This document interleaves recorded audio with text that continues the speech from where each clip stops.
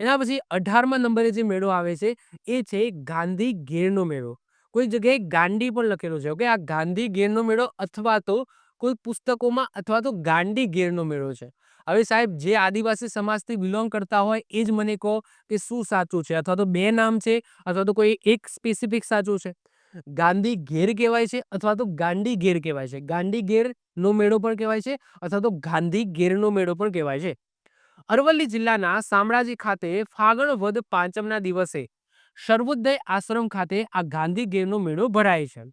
આ મેળો ખાસ રચનાત્મક પ્રવૃત્તિને ઉત્તેજન આપે છે, જેમ કે દારૂબંધીનો કાર્યક્રમ આની અંદર રાખવામાં આવે છે.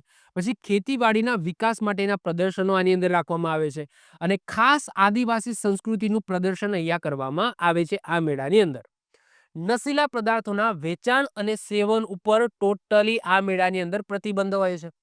પ્રાર્થના સભા, પછી દાંડિયા રાસ, ખેલકૂદ એનું પણ આયોજન આ ગાંધી ઘેરના મેળાની અંદર કરવામાં આવે છે.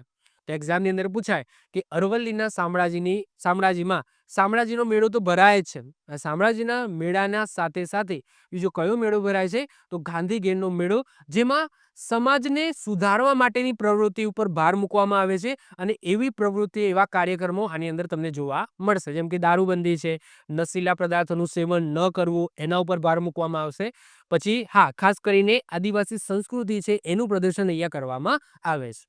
આવી જ રીતના ઓછા સમયની અંદર મહત્વપૂર્ણ નોલેજ મેળવવા માટે અને મને સપોર્ટ કરવા માટે આજે જ આપણી યુટ્યુબ ચેનલ ટીચિંગ કિશન ક્લિપને સબસ્ક્રાઇબ કરો.